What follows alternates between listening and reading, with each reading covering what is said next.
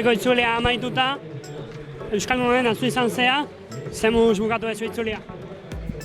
Bueno, esango nuke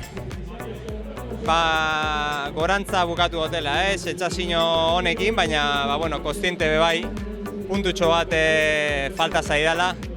Azkenan prestaketa pixka labur geratu jat, arazo batzu tarteko Paris-Niza ostean entrenamentuak ez dira borobil atera bez, eta bueno, alderdi positiboa, ondo bukatu hotela itzulia, eta ardenetarako nik uste puntu politarekin joango nazela. Itzulia inarraroaren ostean, genekien gaurko eguna horrelako izan behar oso gorra eta oso mugitua. Bai, baina espero naben igual gogortasuna pixkat lehenagotik etortzea ez. Lehenengo igoerak normalean baino pixkat errazago izan dira eta gero arrateko igoera topera egin da. Agian, niretzako komenigarria izango zen hasieratik pixkat erritmo gehiago gotea. Baina, ezin do gehiago eskatu, hankak ez dira egon hor aurrekoekin arraten joan alizateko, gero atzetik aurrera saiatu naz jaitsieran, baina tartea gehiagizkoa zen, eta azkenean bosgarren postua, edo ez dakit hortik bukatu gutxi gora bera, eta horrekin konforma behar. Zu Euskalduna izan da, den ahotan geratu da, hau erorikoan itzulia izan da, hainbete eroriko.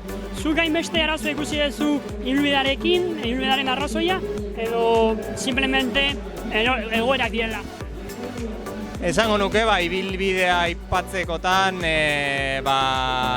Bine Gorrenkor eta Roglicen eroriko famatu hori izan zela pixkate puntu konfliktibo bakarra, ez? Hor egia da asfaltoa batxe batzukin zegoela eta nahiko arriskutsua zela, abiadura oso handiko bihurgunea, baina edo zelan behin ikusteok gainontzeko erorikoak despisteak edo gehiagizko agresibidadeagaz joatearen erantzuna izan diela esango nuke, ez? Pixka zaitasuna falta izan zaie lehenengo eguneri eta horrek eragin du taldean tentsio asko sortzea, korredoreak oso pilatuta joatea eta azkenean horrek eragin du zain bat eroriko bebai.